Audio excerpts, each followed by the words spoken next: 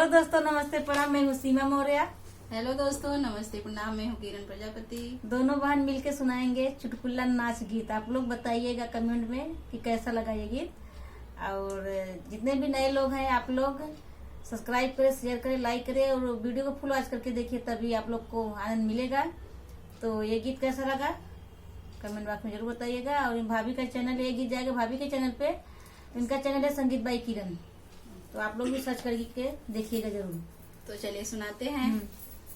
पिया जाना गाजीपुर बाजरिया ना हो, जिया जर जाए हमार। पिया जाला गाजीपुर बाजरिया ना हो, जिया जर जाए हमार। सास के लावा लड्डू ननद के लावा बर्फी, सास के लावा लड्डू ननद के लावा बर्फी। हमके लिया मेरे उड़िया ना हो, जिया जर जाए हमार। हमके लिया मेरे उड़िया ना हो, जिया जर जाए हमार। खाई गई लड्डू और आई गई बर्फी, खाई गई लड्डू और आई गई बर्फी। तखवा पर ताके रे उड़िया ना हो, जिया जर जाए हमार। तखवा पर ताके रे उड़िया ना हो, जिया जर जाए हमार।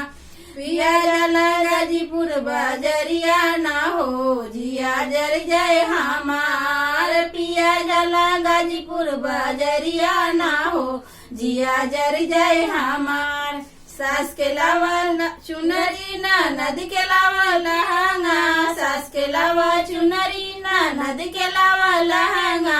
हमके लिया मैलू गरिया ना हो, जिया जर जाए हमार। हमके लिया मैलू गरिया ना हो, जिया जर जाए हमार। फट गई चुनरी सकी गई लहंगा, फट गई चुनरी सकी गई लहंगा। खुटिया पर टांगल लुगरिया ना हो, जिया जर जाए हमार। खुटिया पर टांगल लुगरिया ना हो, जिया जर जाए हमार। पिया जाला गाजीपुर बाजरिया ना हो, जिया जर जाए हमार। पिया जाला गाजीपुर बाजरिया ना हो, जिया जर जाए हमार। सास के लावा लइका ननद के लावा लइकी, सास के लावा लइका ननद के लावा लइकी। हमके लिया बनरिया ना हो, जिया जर जाए हमार। हमके लिया बनरिया ना हो, जिया जर जाए हमार। पिया जला गाजीपुर बाजरिया ना हो, जिया जर जाए हमार। पिया जला गाजीपुर बाजरिया ना हो, जिया जर जाए हमार। तो बताइएगा आप लोग कमेंट बॉक्स में कैसा लगा ये। मिलते हैं नेक्स्ट वीडियो में, तब तक के लिए बाय बाय।